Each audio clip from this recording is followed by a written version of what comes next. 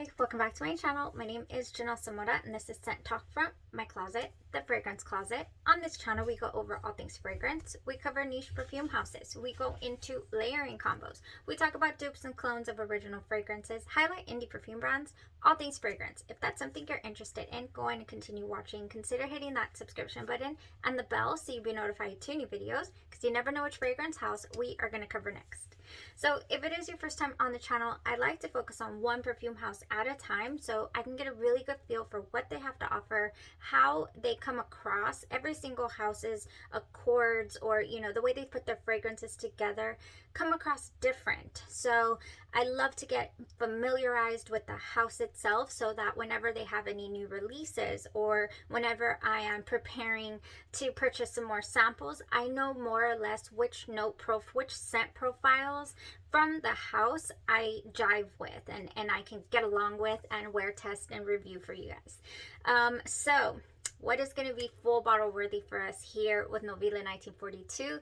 What was a miss? Personal preference, of course, so take it with a grain of salt. Not to say that the fragrances that I did not like were not the best. So let's get right into and start with some misses. All right, so Nobile 1942 Cafe Chantant. Unfortunately, this was a miss. I do have a full dedicated review to Cafe Chantant. I was also going to wear test a couple of fragrances today from the house, but I wasn't able to. So we'll go over those as well. I didn't do a full day wear test. I did get to smell them on my skin and see what they were giving me. So we'll go over them. So Cafe Chantant here, I could not get with it. It does not seem like it's going to be a prominently powdery fragrance, but for whatever reason, that is what it is. So most prominently from this fragrance, I got a lot of powder. I was able to enjoy it even from the nozzle here. You can smell it. If you are a fan of powdery notes, and I'm not talking about baby powder and not even cosmetic powder, this is just, it's a dusty, sweet powder. It is an interesting powder, but very, very powder forward. We have some black cherry, laurel, anise, heliotrope, and iris are going on in here. I think it was the combination of the heliotrope and the iris that really gave it this powdery feel. Yeah, I was not able to get along with this. I did wear it the full day. It was not headache inducing, and it wasn't bad in any way. It's just not something that I crave at the moment. If I ever do feel like, oh, I want something nice and powdery, yeah, we're probably going to reach for something like that. So in that same realm, I talked about it in the video, the House of Oud Almond Harmony also comes at you a little bit powdery like that. The cherry doesn't hang around, and in that fragrance it doesn't either. So next up we have Estroverso. This is one that I was going to wear test for you guys today. I did put it on my skin. This is a citrus aromatic, but it comes across smelling like your typical barbershop type fragrance. So to me, that's more masculine leaning. It's more of a fresh masculine leaning fragrance. I got a lot of lemon in the top, a lot of lemon, like a whole lot of lemon. Let's spray it one more time just to see. Oh yes, lots of lemon. I don't get like cleaner vibes per se. It's blended beautifully. Nothing, though, it has orange, tangerine, and limette in the top, but what comes at me the most here is lemon. Oh, for sure. But for me, at least to my nose and on my skin even, it wasn't enjoyable. It's hard for me to really like a citrus aromatic to begin with. I already have pretty much my favorites. For example, Tom Ford's Neroli Portofino. Love that fragrance. Mandarino de Amalfi by Tom Ford as well. I have to add a little sweetness to it to fully enjoy it, and I feel like I would have to do the same here. So since I already have that fragrance, that's one of the reasons, another reason why this wouldn't be a full bottle reach for me.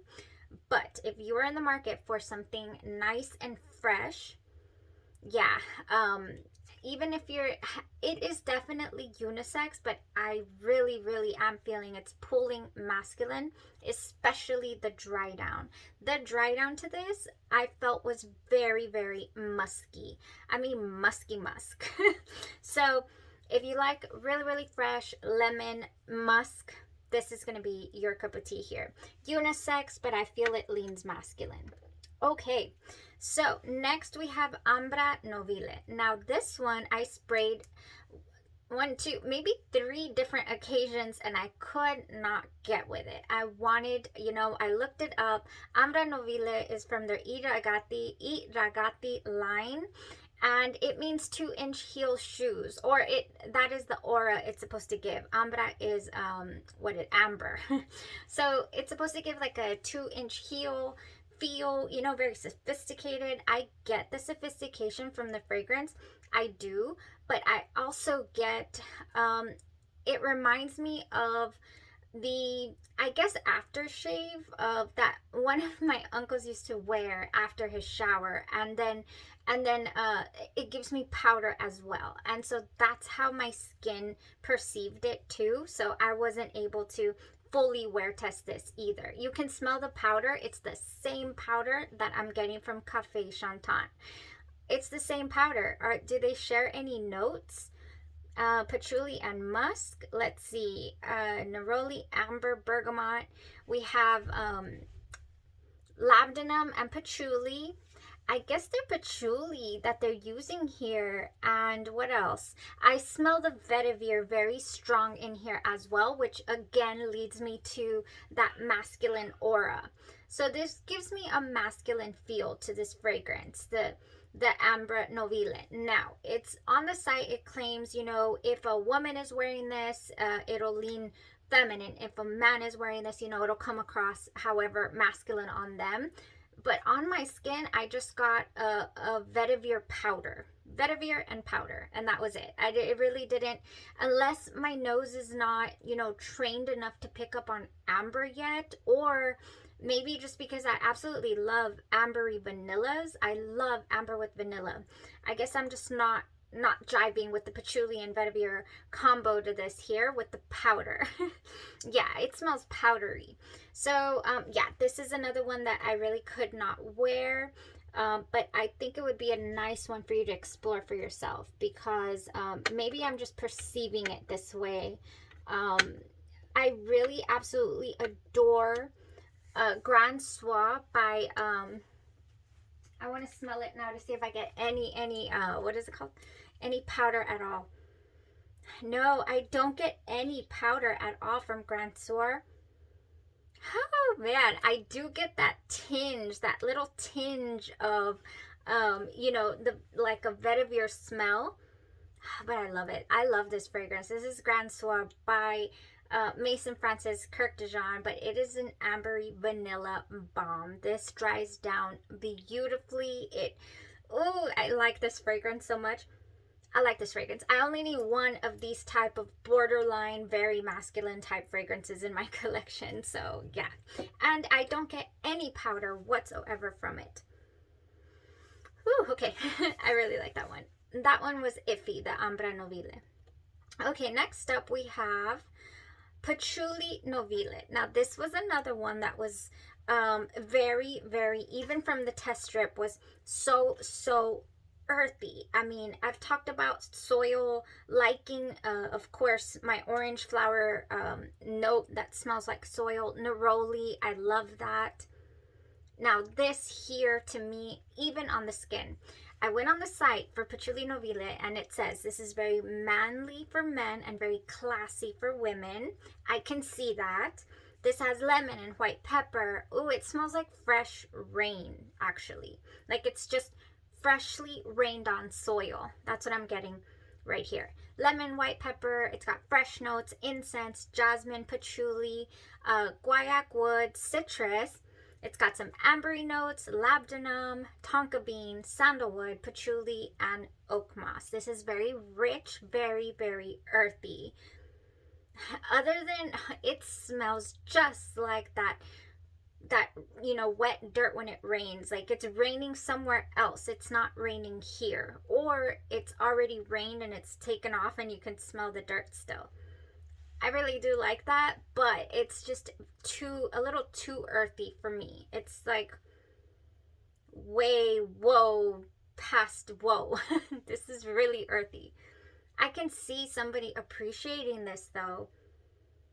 I really can. This is beautiful. It's just not for me. Yeah, so that was a miss for me. I hope I don't end up liking that dried out because I'm like, it smells good. It smells like wet dirt, like, you know, the whole rain situation. Okay, next up for miss, and I think this is it. I think this is the last miss. We have Castelli de Savia. I could not figure this fragrance out for the life of me. I was like, did I spray something else? I would really, really love it, and then I would absolutely detest it. So I was like, well, what is going on? It was going in and out of like, ooh, I can't stand that, and does that smell good?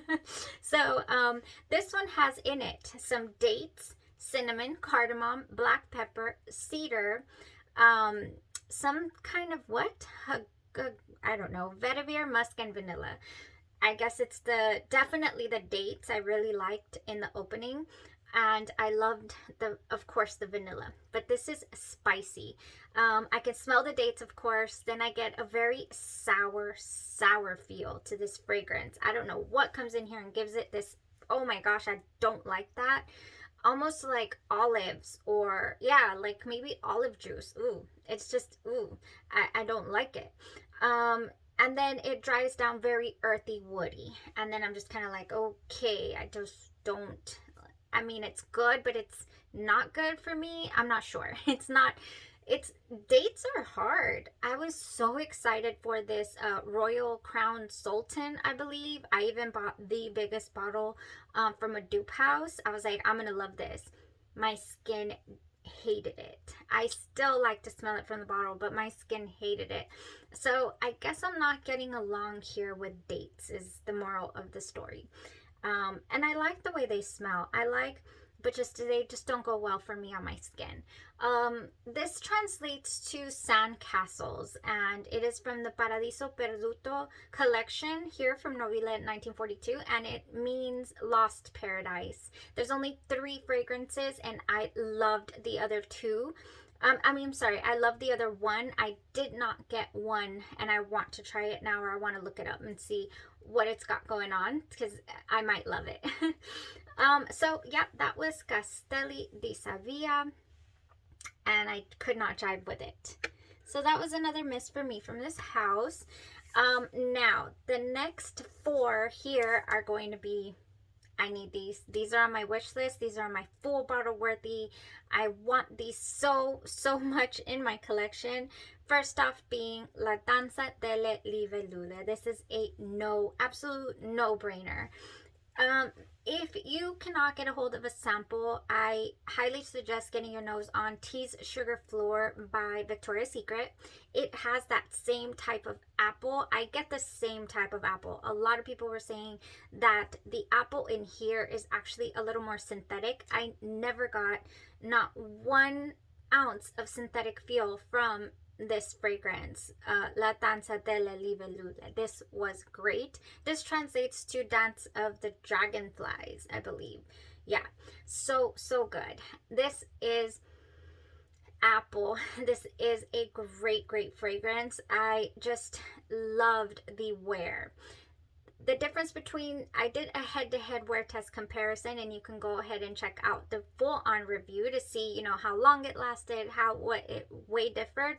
What jumped out at me was that this has the ability, it opens up fresh with that apple, then it dries down so warm, like cozy warm, but maintaining the freshness at the same time, so it's not like weighted down. This isn't all year, all around type of fragrance, but I can see it being a hit in the fall, definitely. And I love it, and I need a full bottle of it. And people are saying that the extract version, or there's like a special version of this and another fragrance that is even, you know, it's better, that it lasts longer. Yeah, this was great. Latanza delle Libellule. I highly recommend checking out that review. Next hit, we have Sandalo Nobile. Now, this one was good. This one is like Tom Ford's Santal Blush, but different. This one made me realize that Tom Ford Santal Blush is not as buttery, warm as I initially thought. Tom Ford Santal Blush, it comes across spicier. Definitely. And that was not evident until I had this on side by side. This is a very, very creamy, buttery, gorgeous sandalwood. This is a beautiful fragrance. Sandalo Nobile. Highly recommend checking out that review because it was a gem. I think I went on to say about, or if I didn't say it, I'll say it now. I really don't feel, yes, it's full bottle worthy. I need it in the collection. But it's something I can hold off on because the Tom Ford Santal blush can definitely give me a little bit of what I loved from this, and not fully though, not fully. It won't completely quench the thirst for that creamy feel that I got from this fragrance. But I could definitely prioritize another purchase over this at the moment. If I had to, because I have the Tom Ford Santal. I had a feeling I would do that. I always do that. I'm such a klutz. I'm sorry if that was super loud. Okay, next we have, oh no, that was Café Chantant. Next we have, I hope I didn't miss one, because I said we had 4. We've already talked about 2, Sandalo Nobile, Latanza de Libellule, and Café Chantant goes over here. All right, La Stanza delle Bambole. Now, this one surprised me. I really did love it off of the test strip in my initial discovery set. Yes, I did. But it surprised me at just how glorious, how magnificent it was going to be. I just was like, what? I was not expecting to fall in love with this the way that I did. This is right up there with the Libellule one, as you know how much I loved it. Definitely. This is a gorgeous fragrance. I mean, goodness, this one came across so I don't know, like leathery almost, but not, and very sweet, and I can't remember for the life of me the notes that are in here.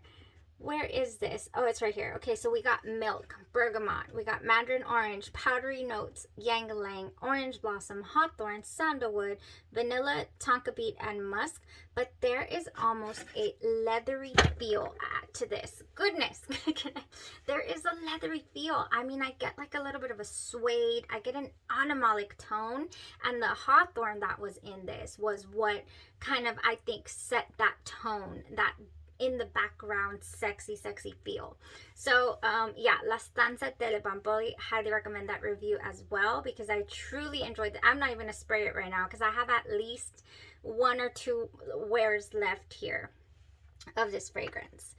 All right, so last but not least, we have Perdition. So this is the one that I decided to wear test right alongside Memo's Sintra, and it was such a good wear. It was so enjoyable. My scent bubble was amazing. I wore it on my birthday, so I was so happy to be able to wear my love, which is Memo Sintra. Anytime I get to compare Memo Sintra to another fragrance, I'm in heaven. I already know I'm gonna have the best day, because even if it's giving me the slightest air to one, if not one of, or if not my most favorite fragrance, then I'm gonna have a very good day. So it was a very safe reach. It was a very safe choice to wear that for the birthday. So Perdition, extremely similar to that scent profile with some interesting differences. I loved the fact that it was like it, but it did have a fresher air to it. It did hold on to that bergamot in the top a little longer. It has grapefruit in it. It's just so much fresher, and also the neroli. So that herbaceous quality that Sintra has in the way beginning of the fragrance, this fragrance held on to that for a little longer, and I was so happy with that aspect. Very, very happy. And at one point it does get as sweet, but not as deep. So a light sweet, not a caramelized, you know, marshmallow fluffy sweet that you get from Sintra, but this one had it as well in a different, it presented itself in a different way, and this is a masterpiece of a fragrance. Perdition, right up there along with my favorites from this house. So definite top three would have to be the Perdition, Latanza delle Bambole, and the Latanza delle Libellule, with the Sandalo Nobile coming in at a nice little runner-up here. An honorable mention for sure. So yeah, I had a lot of fun getting to know this house, getting to know these fragrances. Like I'm saying, how the notes portray themselves, how the perfumers, you know, every accord, you know, the fantasy notes that they have to build up won't smell exactly the same as another perfume house. So I love to explore that and see what the differences are, especially when fragrances I know they're in my wheelhouse already. Love it, love it. So I hope this was helpful for you guys. If you have not been able to get your nose on any of the Nobile 1942, at least you know where to lead yourself, or you know, use it as a base to get yourself a hold of some samples, because they're expensive. Even sampling fragrances these days is not cheap. It is definitely you know, you are investing your time and energy and money into this lovely hobby. And so that was the end of the hits and misses here. My top for the House of Nobile 1942. We'll be back. We'll definitely be back with this house. I have my eye on that little trio, the Bonbon trio.